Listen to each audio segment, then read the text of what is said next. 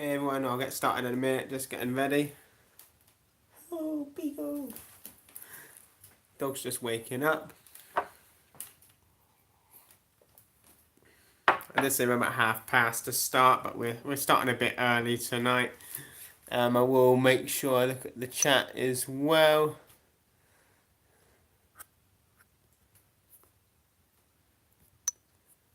So let's hopefully that's everything on there. Making sure the camera's all in the right place, which it is.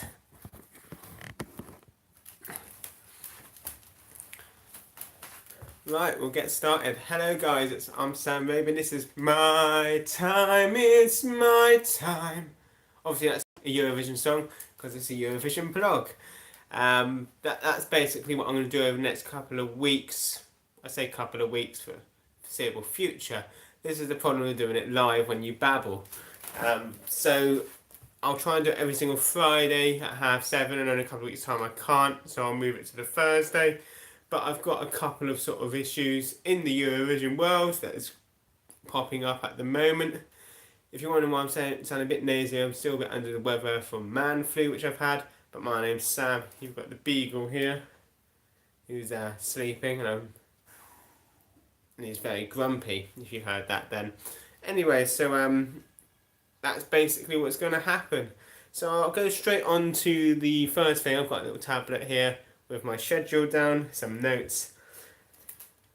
First artist of the year from today, that is, to be announced up to next Tuesday the 15th. Russia will release their artist, possibly their song as well.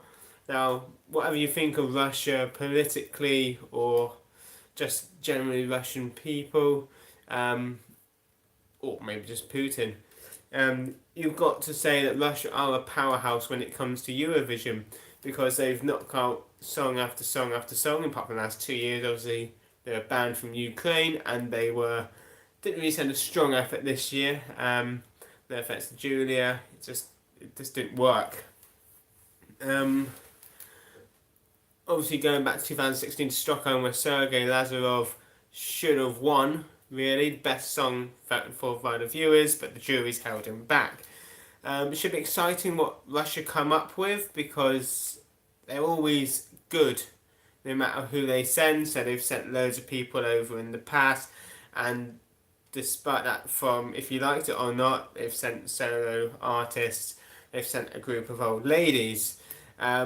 They've always sent something good, and you can't discredit them for that. I think their worst entry was Julia last year, and she didn't really deserve to qualify, and I think that resounded with the fans. So that's always a good thing when the fans and the juries don't put through rubbish, which happened there. So that's sort of a good thing in that aspect, and I hope Russia will be back to good things this year, because they do deserve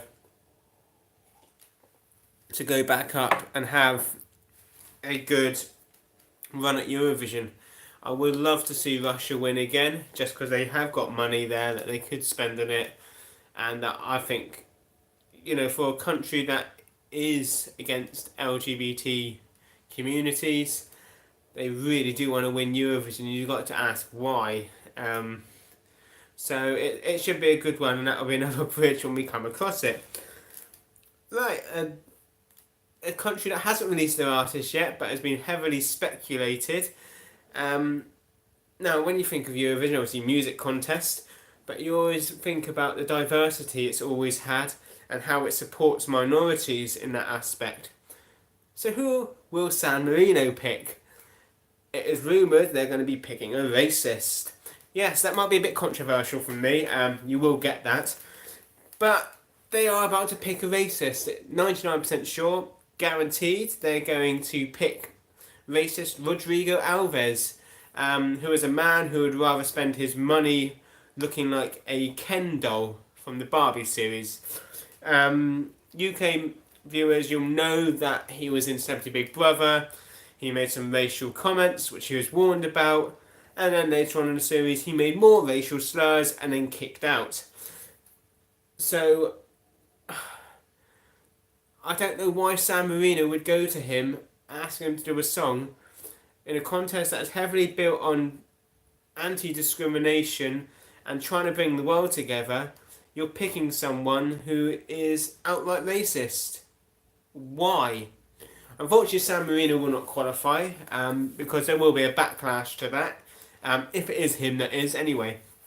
And going back to last year, the one in 360, that was done by Zoe, who represented Austria, and her dad.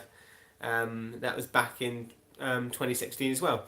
That really worked, and they had the building blocks to have something good there. But unfortunately, no. It really, they ruined it now. They could have had something good. Maybe not this year, but next year they could have found somebody who was good enough. Because I really did like the San Marino song last year with the robots, and the song was generally quite good for a San Marino prospect when you look at other entries that Valentino Monetta's done. Chain of Lights, that really wasn't a good song. And then you had Serhat, who basically talked through the song and didn't really sing, but that got a big following. So it's a shame they've gone away from that method, because I think they would have had something good, and they've turned to a racist. Why? We'll find out in the next couple of days. That's the 21st of January. That's the next one to be named after. I believe that's just after the weekend as well. We'll wait and see on that one. We'll probably get a bit more of an inkling next week, but Rodrigo Alves has put on his Instagram account thanking his Italian team behind his Eurovision entry. So unless he's going to be a last minute Sanremo entrant, I don't think he is, then we're going to look at him representing San Marino. Yes. That's one up for racism, one down for everybody else. Great. You might have seen it in reports all over the web at the moment. Czech Republic, they're doing something a bit different this year. They're doing an online vote for their artist. I haven't done it personally yet. I need to do it. That's going to be something I'll probably do tonight. I urge you to go do it. Pop onto the EBU Eurovision website, Eurovision.tv. You can find it all on there. Listen to the 8 songs by the 8 artists. I think they're actually dead down the line. I think it's 4 women, 4 men, I believe. Again, I haven't looked at it personally. I've skimmed across the surface. That's why I know about it. But go online, vote. Let's try and get the best song for Czech Republic. Couple more things. Estilau.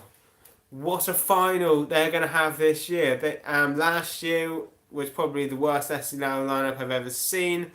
It was a 2-horse race between Stig Laster's home and my favourite to win the whole competition, Elena Nechayeva's La Forza, who I did say back in January and February last year, if she did win Estilau, she will win the whole thing. And she did. So, I've got a couple of favourites this time. I think semi-final 1 is the stronger semi-final out of the 2. There's a good song called, funny enough, Supernova, which is the Latvian national final competition name in Estilau. That's a really good song, a bit of drum and bass, something totally different. It depends if the Eurovision fans get that or not. And we've also got the lady from Urban Symphony who did Ranjijad, never say that one correctly. Again, that's a bit more of an opera song. I don't think they should send 2 in this, after a couple of years. Plus, El Divo will probably win Sanremo, so you don't want to really compete with them on their vote. They got a couple of good other songs as well. Hold Me Close by Extra Something. So we'll wait and see from them. And then you got a few others in the semi-final 2 as well. And I did forget. I've forgotten his name. Someone Kron, the Swedish chap who got beat by my favourite in the Melody Festival in 2015. Got beat by my favourite Melody Festival contestants, Samir and Victor, when they did Groupie back in 2015. He got beat by them in Anden Chanson, I believe. So it's going to be a very good Estilau this year. I'm looking forward to watching it, because I didn't watch really last year's because it wasn't a great lineup. But this year I am looking forward to it, and that semi-final 1 is fantastic. You have also got 2 Eurovision entries there as well from 2 previous ones, but the song's rubbish. It's not going to do anything. That's in semi-final 1 as well. But moving on, the last 2 things. The BBC today have revealed their national final plans, a bit more into it with the tickets. They're going through a ballot system and they're free. So all you have to do is pay for travel and your hotel, which is great news from the BBC. I would personally wouldn't mind paying for a Eurovision national final ticket. So I'm surprised they're doing it free because they would have raised money from it. But even if it was just £10 just to cover the cost, but obviously they don't have to pay for the cost of the venue because they own the venue this time. So it's a bit difficult there. So I don't know why I said that. So I'm going to do a couple of ups and downs from the BBC point of view. The ups, you've got the ballot ticket system as just mentioned. Mon Zalmalove is back hosting on duties. Something I was going to research. They did something, international juries picked the 3 songs, I believe, this year. So you have got 3 songs and 2 artists will sing the same song in different styles. An international jury picked those 3 songs, I believe. So it's done totally differently from the last couple of years. So hopefully that will get us back on that left-hand side of the board, bringing in that international jury, which I've mentioned a couple of times should have been happening. But the downs, there's no semi-finals. I think the BBC are missing a trick here. They could earn so much money, even with £10 a ticket, doing 2 semi-finals like they do. Look at Melody Festival. Look how many times, I think Benjamin Ingrosso was probably the worst contestant from Melody Festival performance at Eurovision. And Franz was quite bad as well, even though he only did get 6th. So you got to look at how other countries do it. I think 2 semi-finals and a final will work and will get momentum behind our songs. And I think that's what lacks. The BBC don't want to do that because they don't believe in the product of Eurovision as much as we used to, and they keep blaming Brexit and everything like that. That's a whole different topic, don't get me started. And I think it's a shame because we can get back to that left-hand side of the board if the BBC were open to collaborating with sort of the fan clubs, the OHGAE network, which I'm part of, and there's other fan club networks out there as well.